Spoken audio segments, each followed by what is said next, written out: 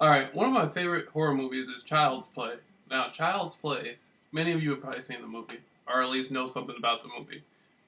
Child's Play is arranged around a doll named Chucky. Now, Chucky, uh, the character of Chucky was a serial killer, like basically a homicidal maniac named Charles Lee Ray.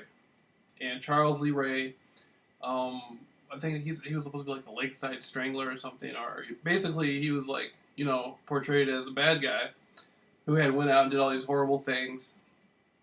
The police caught up with him in a store, like a toy store or something. There was a shootout. Before he dies, he manifests his incarnation, his soul, his energy, into a doll. Later on in the movie, you learn that he was a practitioner of voodoo, and there was another character in the movie. I forget the guy's name, but I think the guy in the movie's name was John, but I forget who was the actor who played the part. He was like this voodoo priest guy, and he had taught Charles Lee Ray everything. But anyway, so the doll is still in the package, or some peddler ends up finding the doll, basically like a homeless guy. He takes the package with the doll and he's out selling it. Now Andy's mom, the little boy in the movie, she wants to get him a doll. He wants the good guy doll. He keeps saying, "I want a good guy, I want a good guy, I want a good guy doll." And this kind of gets into the bad guy game that I was talking about earlier. So he wants a good guy doll. And he gets the good guy doll. And the good guy doll seems to be really cool. He's playing with the doll, he's interacting, but the doll seems to have a life of its own.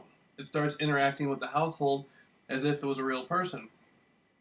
Later on, the woman gets suspicious, and then she discovers there's something wrong with this doll.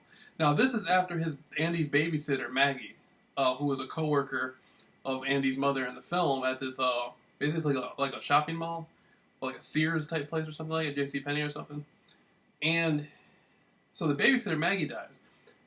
The mom's suspicious. She's like, wait a minute, there's something going on with this doll, Andy's not acting right. So she discovers there's no batteries in the doll.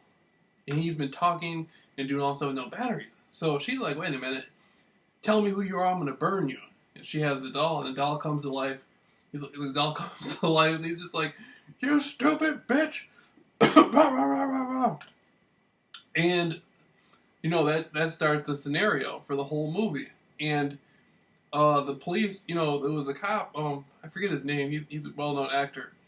But he doesn't believe the woman. He thinks the woman's crazy, but inevitably he has to tell her he was the guy who killed Charles Lee Ray.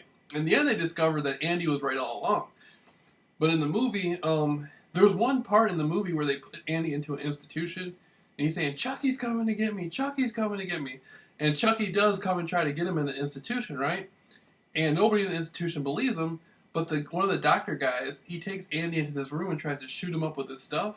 And if you pay attention in the movie, they got this one thing